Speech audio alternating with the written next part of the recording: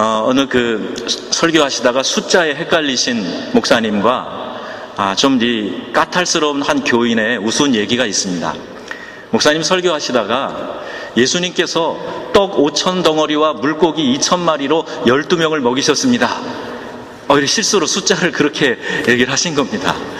그랬더니 그 까탈스러운 교인이 뭐라고 앉아서 얘기를 했냐 하면, 그 얘기를 듣고 있다가 그거 같으면 나도 하겠다. 그걸 뭘 기적이라 그러냐. 그랬습니다. 예배를 마치고 사모님이 목사님이 숫자 실수하신 걸 얘기해 주셨어요. 그래서 다음 주에는 좀 만회하고 싶어가지고 설교 가운데 슬쩍 그 얘기를 또 했습니다. 보리떡 5개와 물고기 2마리로 5,000명을 먹이셨습니다. 제대로 얘기를 하셨어요. 그랬더니 이 삐딱한 교인이 또 뭐라 그랬는지 아세요? 이거 지난주에 남은 거 가지고 먹었구만. 이렇게 이야기를 했답니다. 내 생각으로 받아들여지지 않는 것들 잘 안 믿으려고 그래요. 성경 안에 무수히 많은 기적들이 있는데 그냥 마치 어떤 전설로 생각을 하고 그걸 실제로는 믿지 않는 그런 사람들이 교회 안에 많이 있다는 겁니다. 신앙을 하는데 걸림돌이 되는 이 이성주의 이야기를 했지만, 신앙의 문제를 떠나서 역사상 모든 인류, 모든 사람들의 한계를 넘어서는 그런 한계를 넘어서는 가장 큰 적이 있다면 그것은 바로 죽음의 문제일 것입니다. 발달된 의술로 평균 수명이 늘어났습니다. 중환병에 걸렸어도 생명을 다소간 연장하는 의술이 많이 발전되어 있습니다. 그렇다고 해도 여러분, 죽음은 결코 피해갈 수 있는 것이 아닙니다. 예수님께서 고쳐주신 병자들도, 나사로야 나오너라 무덤에서 꺼내준 나사로도, 회당장 야이로의 딸도 결국은 이 땅에서 영원히 살지 못했습니다. 그러므로 우리의 삶에서 병을 고치고 문제를 해결하고 복을 누리기 위해서 예수를 믿는다? 이것은 기독교 신앙을 갖는 근본적인 목적은 아닙니다. 그러면 무엇입니까? 왜 우리는 기독교인이 되어서 이렇게 예배하는 자리에 나와서 예배하고 있고 교회 다닌다는 말을 하고 하나님 믿는다는 말을 하고 그러는 겁니까? 그것은 죽음 후에 전개될 영원한 세상을 예비하기 위해서 예수님을 믿는 겁니다. 성경의 말씀과 같이 한 번 죽는 것은 사람에게 정하신 것이기 때문입니다. 이것이 인간의 한계이고 우리가 하나님을 믿어야 될 이유입니다. 그래서 믿음의 결국, 그것은 곧 구원을 받음이라 성경이 이렇게 선언하고 있습니다. 우리가 믿음 생활을 하는 중요한 이유는, 목적은, 그 결과는 우리의 영혼이 구원받기 위해서 믿음 생활을 한다는 거예요. 여러분 이것을 믿으십니까? 여러분 영혼이 어떻게 구원받아서 어떻게 영원한 생명에 들어가는가, 이 진리를 깨닫고 믿는 사람, 그 사람이 신앙생활을 하는 중요한 목적을 발견한 사람이라는 겁니다. 여러분 오늘은 부활주일입니다. 부활이 얼마나 감격스러운 것인지를 알려면 우리는 죽음의 힘이 얼마나 위대한가, 어떤 것인가, 얼마나 그것이 힘이 있는 것인가 하는 것을 알아야 됩니다. 많은 사람들이 다양한 죽음을 경험합니다. 지난주에 저희 교회 두 가정이 할아버지가 소천하셨습니다. 우리 조 권사님의 어머님 돌아가셨고, 강경화 집사님의 아버님 돌아가셨고, 강경화 집사님의 아버님이 돌아가셨습니다. 한 분은 98세이시고 한 분은 92세이십니다. 이 땅에서의 헤어짐은 슬프지만 장수를 누리는 그런 복을 누리셨던 것이요. 그런가 하면 저희 교회 한 자매의 어머니는 아직 50대 초반의 젊은 나이이신데 일찍 세상을 떠나셨습니다. 그 슬픔이 하도 커서 하나님에 대한 원망의 마음을 가질 정도입니다. 굉장히 많이 힘들어하고 있어요. 저는 그 자매의 마음이 이해가 됩니다. 저도 가까운 사람이 갑작스러운 죽음을 맞이하게 되면 제 자신이 하나님에게 왜? 라는 질문을 드립니다. 하나님 왜 그렇게 빨리 데려가셨어요? 그 사람 할 일이 더 많지 않습니까? 남겨둔 가족들, 어린 아이들은 어떻게 합니까? 그런 질문을 하나님께 드리게 됩니다. 목회를 하면서 숭실대 교수로 열심히 산 제 동기 목사님이 지난달에 소천했어요. 저는 그때도 하나님께 도대체 하나님 왜 이렇게 빨리 데려가셨어요? 그렇게 묻게 되고 제 마음도 막 무너져 내리는 것 같은, 한동안 멍하고 정신이 없는 그런 경험을 했습니다. 또한 지난주 우리 한국에 큰 참사가 있었습니다. 수학여행을 가던 고등학교 학생 300여 명이 태운 배가 침몰해버린 것이죠. 어제 우리 청년 예배, 많은 청년들이 나와서 예배 드리고 은혜롭게 예배를 했는데, 끝나고 나서 이제 돌아가는 몇몇 청년들 보니까 그 얘기를 해주는 청년도 있고요. 너무나 그 마음이 아프고 그 마음이 답답하고 정말 멘붕 상태에 빠진 것 같은 그런 모습을 보여주는 이들이 꽤 많이 있었습니다. 가족들의 충격은 정말 상상하기 힘들 정도일 것입니다. 국민 모두가 너무나 큰 충격에 빠져서 안타까워하고 있습니다. 여러분, 우리가 이 사건을 보면서 교훈받아야 될 것은 무엇입니까? 무엇을 생각해야 됩니까? 성경에 실로암 망대가 무너진 사건을 누가 예수님에게 와서 이야기를 했어요. 예수님께서 하신 말씀은 그때 그들이 더 죄가 많아서 거기에서 참사를 당한 것이 아니라 너희도 회개하지 아니하면 이와 같이 되리라. 이렇게 예수님은 설교에서 그것을 인용해 말씀하셨습니다. 비행기가 실종이 되고 여기저기에서 지진이 일어나서 수천 명이 죽어나가고 하는 이 마지막 세대의 현상들을 바라보면서 우리는 주님 다시 오실 날이 가까웠구나, 깨어 있어야 되겠구나, 기도하는 삶을 살고 등불을 준비하는 신부로 살아야 되겠구나, 죄 가운데 거하다가 하나님의 무서운 준엄한 심판 앞에 서서는 안 되겠구나, 그렇지, 우리도 한 번은 이 땅에서 죽음을 맞이하게 되는 것이구나, 우리 이런 교훈을 얻어야 할 것입니다.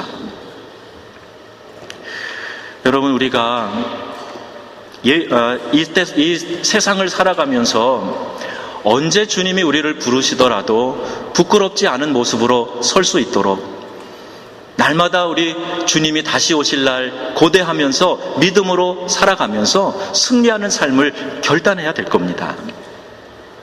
그것이 주변의 안타까운 죽음을, 그 소식을 접하는 우리들의 신앙의 자세가 되어야 할 것입니다. 예일대학에서 철학과 신학을 가르치면서 세계적으로 알려졌던 그 명성이 있었던 월터 스트로프라는 교수님이 계셨는데 25살 된 아들 에릭을 사고로 잃었습니다. 이 아들이 산 타는 걸 좋아해서 오스트리아에서 등산을 하다가 그만 사고를 당한 겁니다. 그 소식을 듣고 한숨도 잠을 못 자고 아무것도 먹지 못하고 도저히 믿어지지 않는 그 슬픔에 흐르는 눈물을 지체할 수 없었다 합니다. 그렇지만 죽음이라는 것에 대해서 설명을 해주는 어떤 철학적인 논리나 그가 표현할 수 있는 어떤 신학적인 논리, 학문적인 명제들도 그를 위로해주지 못했다고 합니다. 사랑하는 아들을 잃어버린 슬픔에 가슴이 찢어질 것 같은 아픔과 쓰라림, 깊은 절망감, 그것이 그 가슴을 누르고 있었답니다. 마치 세월호를 타고 수학여행을 떠났다가 안타까운 죽음을 맞이한 그 단원고 학생들의 부모님과 같은 그런 마음이었을 겁니다. 월터 교수는 아들을 위한 애가를 지어서 한 아버지의 심정을 진솔하게 표현했습니다. 그는 이렇게 고백합니다. 아들을 묻을 때 나는 내 자신을 묻었다. 고별 찬송을 부르고 하관 예배가 드려진 후 모두 그곳을 떠났을 때 그곳에 남은 것은 나 자신뿐이었다.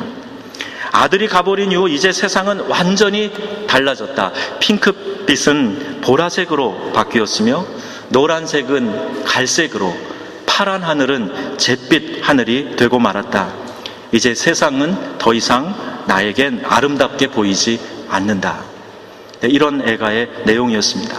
아버지의 진한 슬픔이 표현되어져 있습니다. 그런 그가 위로를 받을 수 있었던 것은 사람의 말이 아니었습니다. 아들을 십자가에 내모신 하나님 아버지의 마음을 그가 느끼게 되었을 때 그때 그가 그 마음의 위로를 받게 되었다는 겁니다.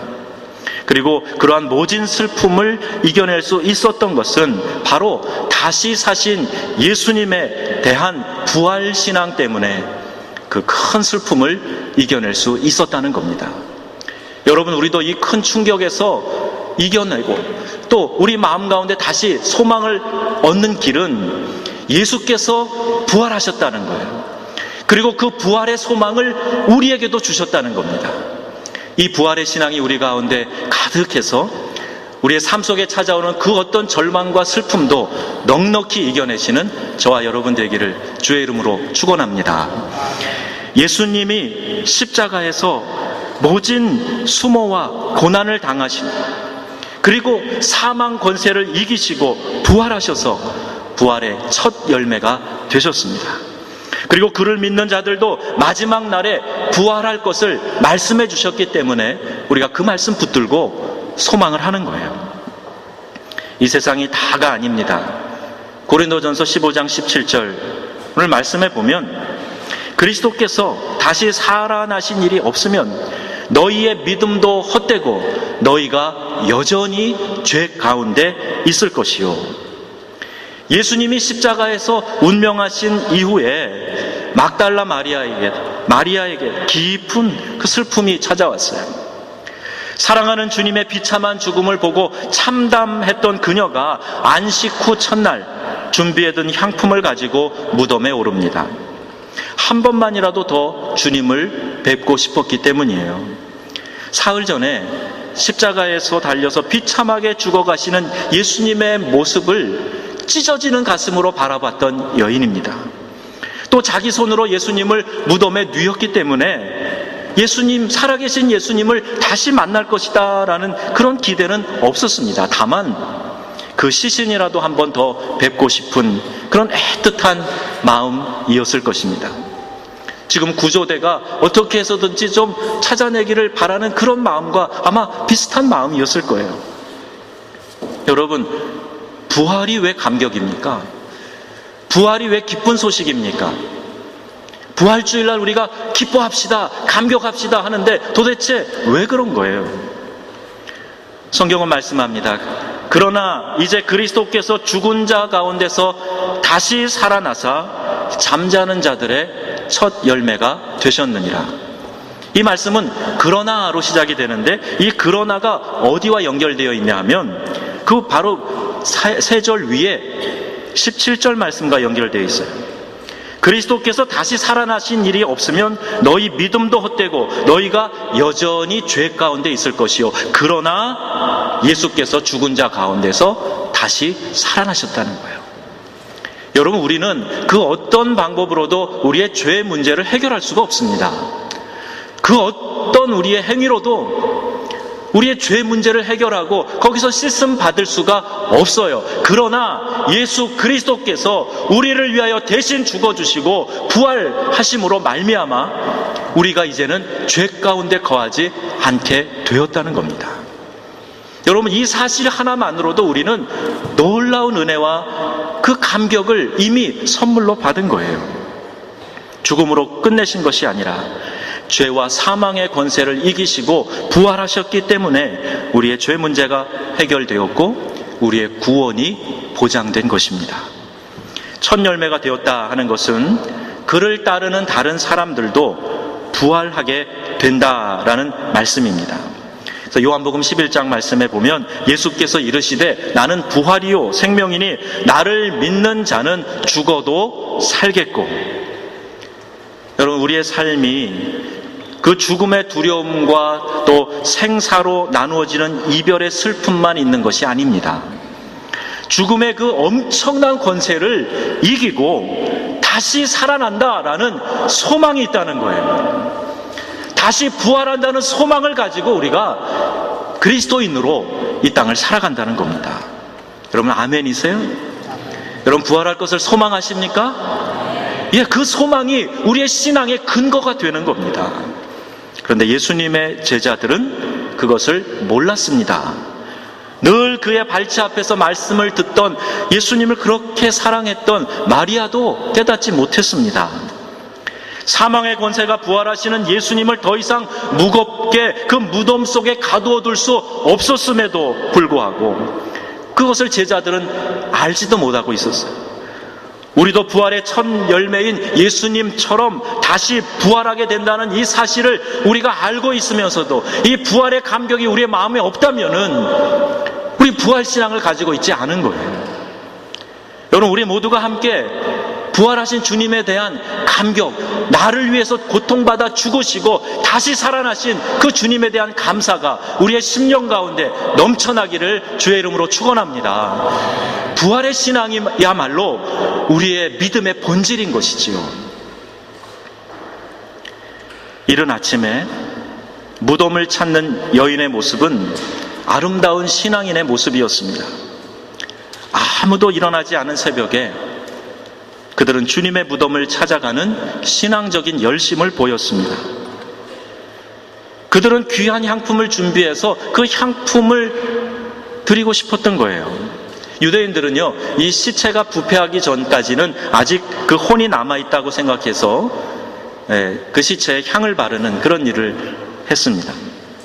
그런데 이 여인은 부활의 소식을 듣게 되죠.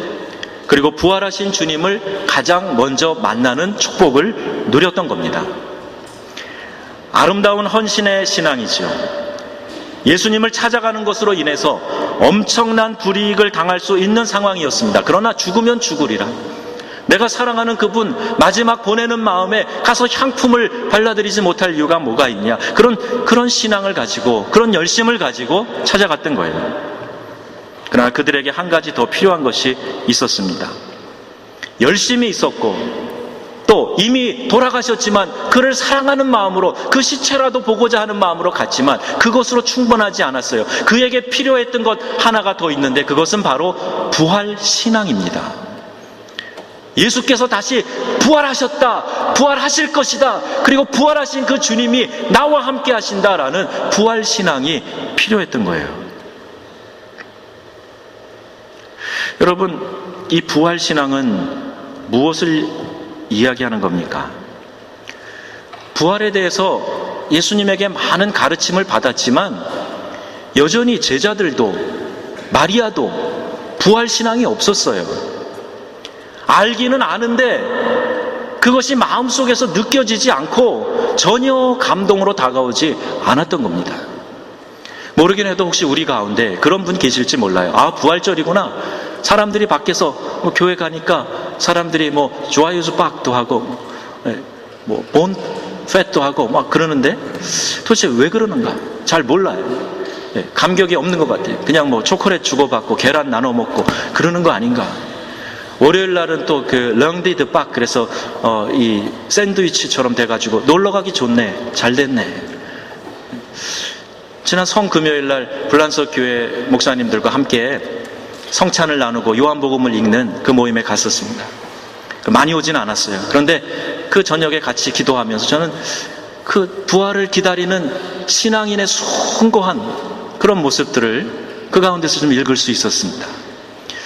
그럼 어떤 분은 감격을 하고 어떤 분은 그냥 맹숙맹숙하고, 그런데 저는 오늘 여러분 모두가 이 부활의 신앙이 여러분 마음 가운데서 좀 꿈틀거렸으면 좋겠습니다. 그렇게 되시기를 축복합니다. 예수가 무덤문을 열고 나오셔서 그리고 사람들에게 보이시고 승천하신 그 놀라운 사건이 내 마음속에서 살아나서 불붙는 마음이 되시기를 주의 이름으로 축원합니다. 여러분, 부활의 신앙은 너무나 중요한 거예요. 이 부활의 신앙은 무엇입니까? 주님이 죽음의 권세를 이기시고 다시 사셨다는 걸 믿는 거예요. 과거에 살아나셨을 뿐만 아니라 주님이 오늘 나와 함께 계시면서 그 주의 백성들과 신앙을 고백하는 사람들과 함께 계신다고 믿는 마음을 말하는 겁니다. 그 사실을 믿는 거예요.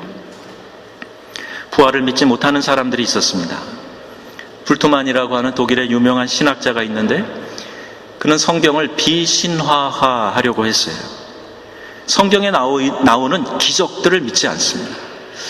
예를 들면 동정녀 탄생이라든지 무리를 걸으셨다, 물로 포도주를 만드셨다, 이런 얘기를 믿질 않아요. 부활, 이건 더 믿기 어려운 일이에요. 부활 믿지 않습니다. 불트만이라는 사람 하는 얘기는 부활이 실제로 일어난 것이 아니고 더 중요한 의미가 있는데 그것은 그 제자들의 가슴 속에 부활 신앙이 생겼다. 그게 더 중요한 거다. 이렇게 이야기합니다. 지금 제가 하는 말과 다른 얘기를 하는 겁니다. 그러나 여러분, 이게 실제로 다시 살아난 사건이 아니라면 문제가 있어요. 그게 무슨 문제냐 면 우리의 믿음도 헛된 것이 되는 거예요. 죄의 문제도 해결이 안 되고 주님이 부활하신 것, 그것이 사망의 권세를 이기고 부활하신 건데 우리도 사망 권세 이기고 부활할 가능성이 없어지는 거예요. 그냥 마음속에서만 부활을 생각하고 마는 거예요. 여러분, 부활을 이성으로 이해하고 설명하는 것은 불가능합니다. 그것은 인간이 유한한 존재이기 때문에 그래요. 여러분 중에 많은 분들은 지금 그러실 거예요. 아니, 내가 생각으로 다 이해가 안 되는 걸 어떻게 믿어? 그렇게 생각하는 분들 많이 계실 거예요. 도저히 말이 안 되는 일이네. 그냥 믿어주지 뭐. 네, 어느 부분은 믿을 수 있지만 어느 부분은 나 타협할 수 없고 믿을 수 없어.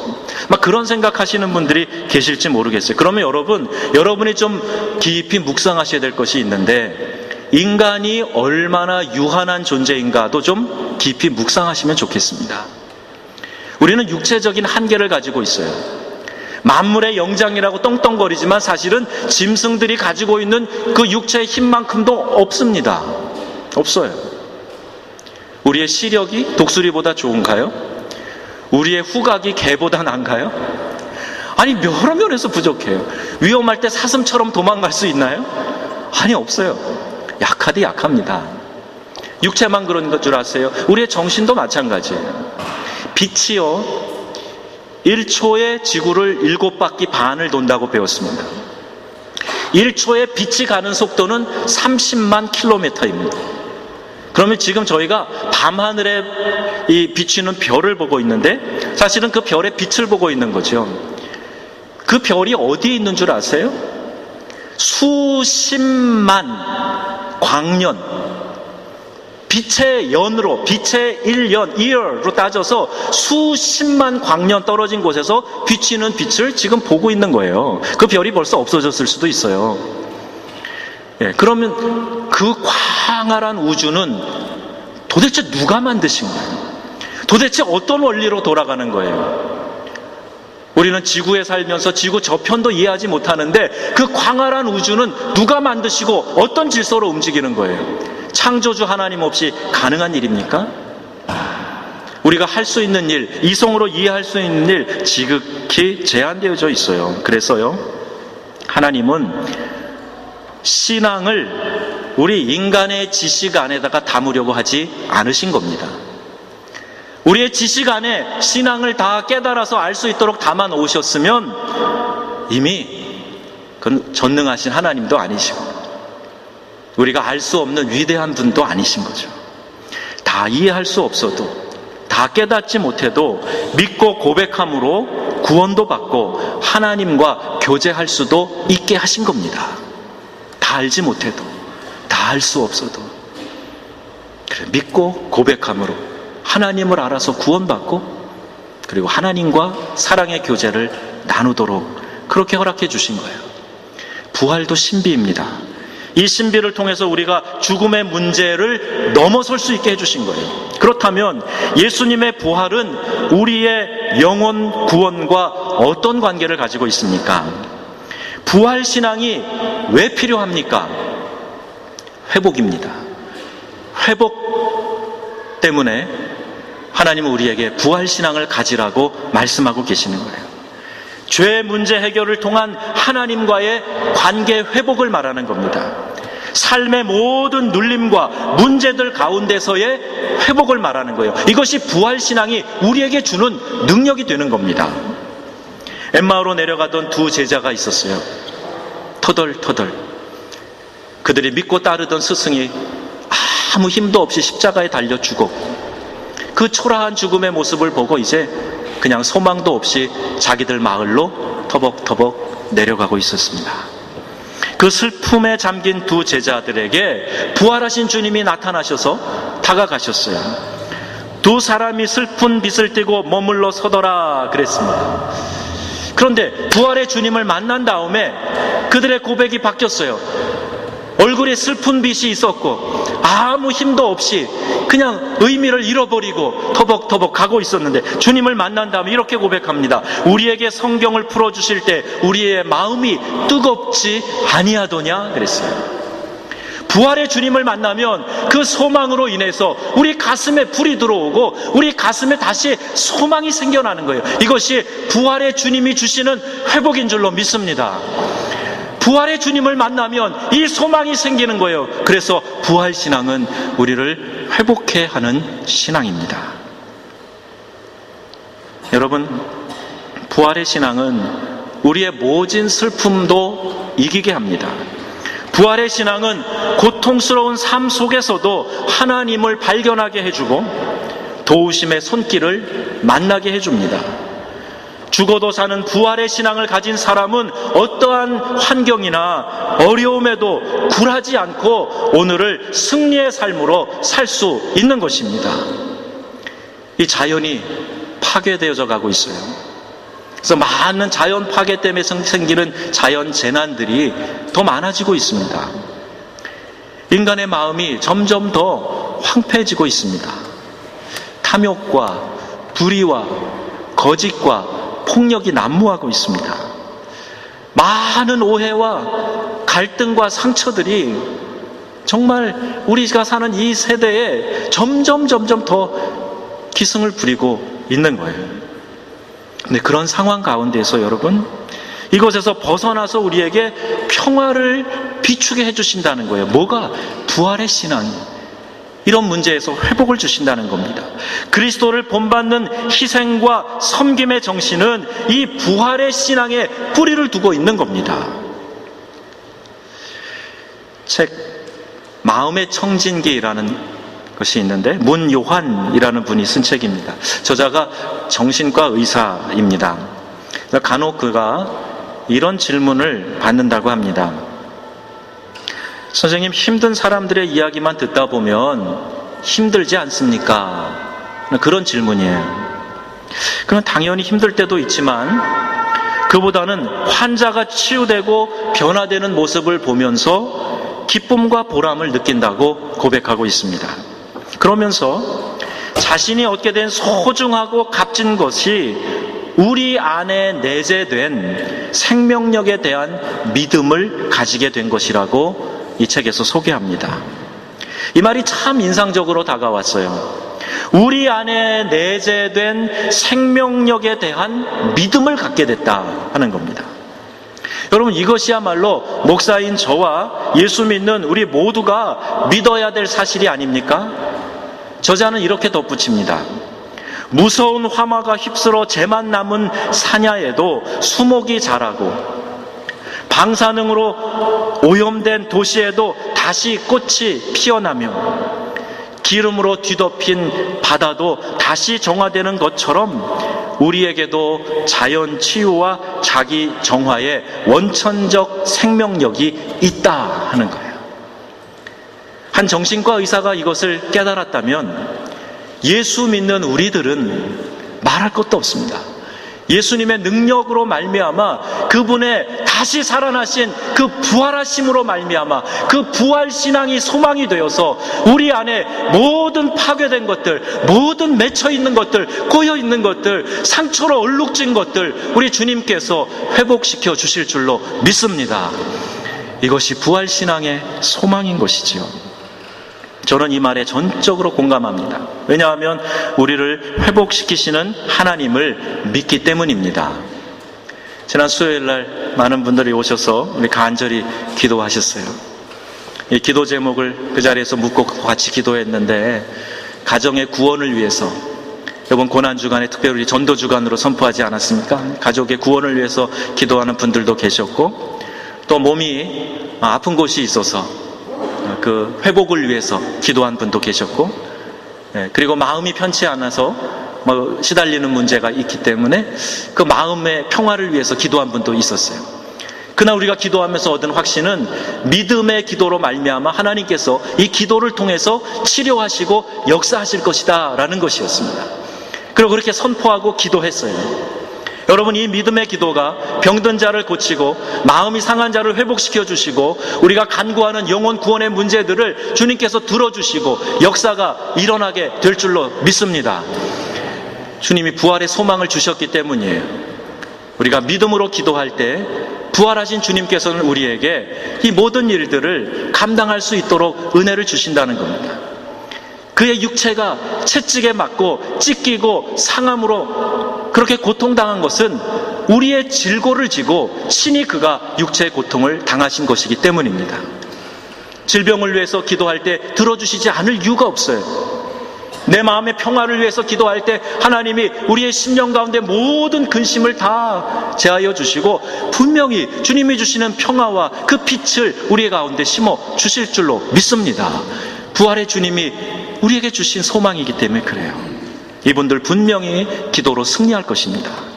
여러분, 부활의 기쁨과 소망이 여러분에게 함께 하시기를, 부활의 감격을 전하는 증인으로서의 삶을 살아가시기를 주 예수님의 이름으로 축원합니다. 아멘. 기도하겠습니다. 우리 들으신 말씀 생각하면서 우리 함께 기도합니다. 죽음을 이기시고 부활하신 주님, 우리도 주님과 함께 부활할 것을 믿습니다. 오늘 우리에게 부활의 신앙을 주시옵소서. 부활의 신앙으로 가득하게 하셔서 모든 삶의 문제 가운데, 질곡 가운데 우리 주님이 대신 고통당하시고 이겨내신 것처럼 우리도 승리할 수 있게 하여 주옵소서. 우리 같이 기도합니다. 하나님 아버지, 감사합니다. 오늘 주신 이 말씀을 저의 마음에 담게 하여 주옵소서. 부활의 신앙이 우리의 심령 가득하게 하여 주시고 하나님께서 우리에게 그 아들을 보내시고